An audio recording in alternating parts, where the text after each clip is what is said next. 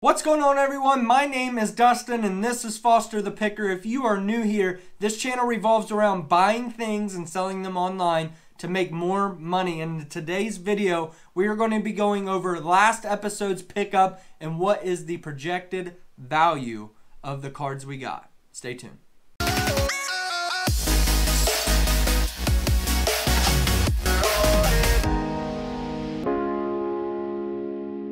First off, if you haven't yet, please go hit the subscribe button as well as smashing that like button for the YouTube algorithm. And after you've done that, you need to go check out the video up here in the eye.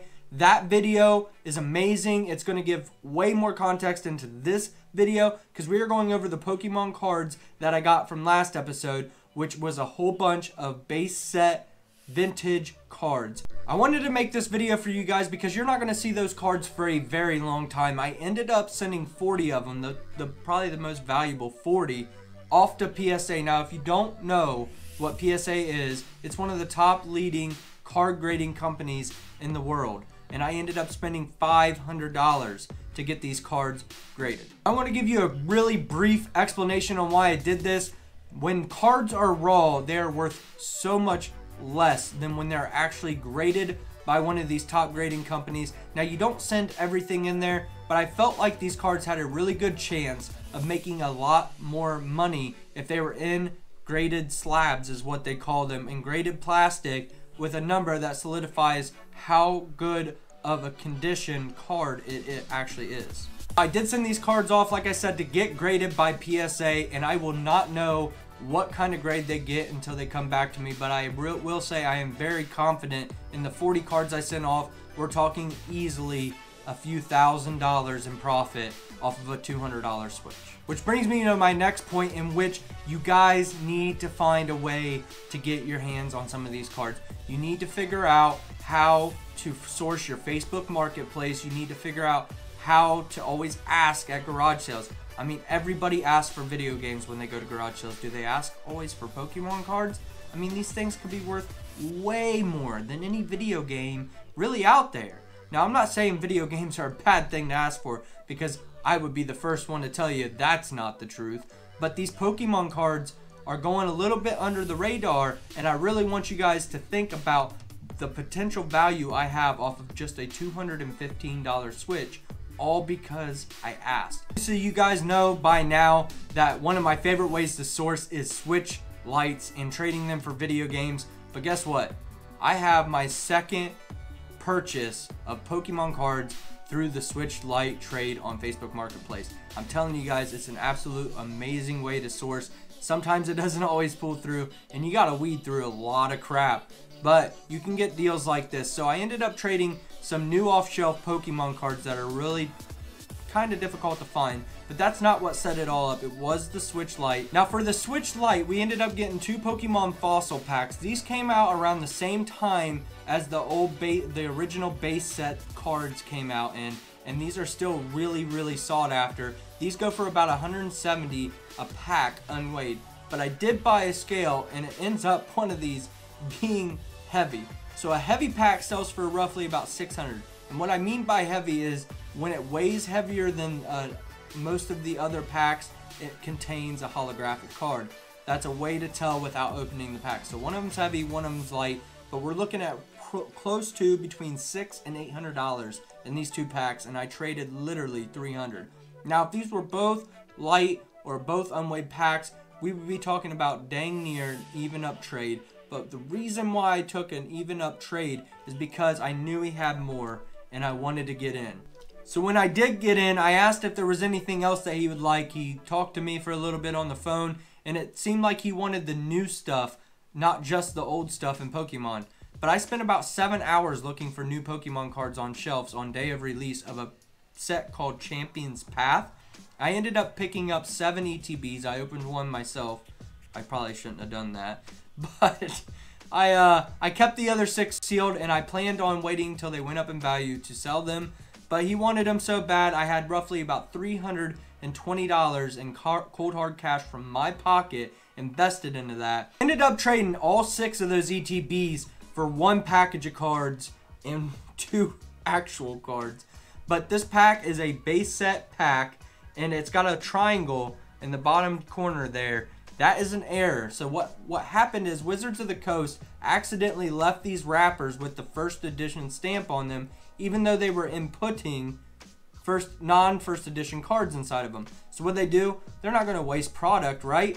They put a triangle over top of that, caused an error on the packs because there's not very many of these out there. So obviously they would have fixed that problem down the line, and only so many of these packs were actually produced and sent out. Mind you, $320 is what I had invested into those 6 ETBs. That pack alone is between $500 and $800 right now. Now it did weigh light, so that kind of stinks. But we have a base set 2 Charizard. Now this one isn't in nearly as good condition. I'll try to show you the back if my camera will let me.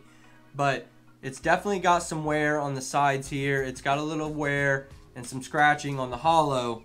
But this card still goes for $200 to $400 depending on the condition. Now I would have to roughly say that this card's probably worth right in the middle of that at $300. But we also got Blaine's Charizard. So this, I believe, comes from Gem Heroes, another vintage booster box from back in the day. This one is also in pretty rough condition, but that's okay. You know, these, when I made this deal, I initially only wanted the pack, but I said, well, maybe I can get just a little bit more. That's something I always try to do, is see if I can squeeze. If I can squeeze and actually get it, that's better for me in the long run. So $300 on the base set 2, $50 to $100 on the Blaine's, roughly, and the base set packs between 5 and 8. So if we take 5 plus 3 plus 50, we are looking at $850 on $320 worth of investment. So that's a great turnaround, you know, over 100% return on investment. And not to mention, we kind of scored with weighing out on the heavy pack for the fossil. Last but not least, I ended up trading a little bit more stuff to him, about $56 roughly in total value out of my pocket, and ended up getting a pack called Neo Revelations. Now these packs aren't as sought after as the base set unlimited or the fossil or even the jungle. Now it is still a $200 pack, so still a very good return on investment. And I probably plan on selling this just because of how much money I have invested into the stuff I sent off to PSA. And I can't wait to show you guys those cards. And we're gonna go over what the price was on those cards on day of purchase from me, and now what they're worth after grading them and waiting 6 months roughly to get them back.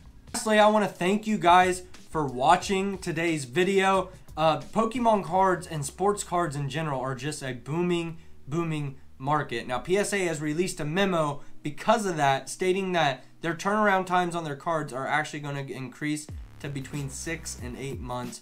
Now I did send my cards out about 2 weeks prior to that memo coming out, so I'm really hoping I get shoved in to the group before that happens too. But if that's the case, we're going to be looking at closer to March before I get these cards back, and I was hoping around December.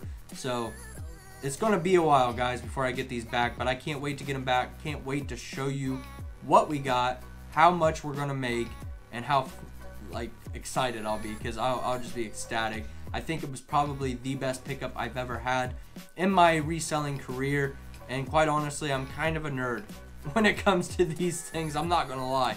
It is an absolute joy to look at. I mean, I'm even having trouble letting some of this stuff go because it is so fun to collect. I can completely understand why this stuff is going through the roof right now. Thank you so much for watching. If you've gotten any type of help out of this video, please smash the like button, hit the subscribe button so you don't miss any episode. I release one every single Friday. And as always, encourage others, develop yourself, and we'll see you guys in the next one.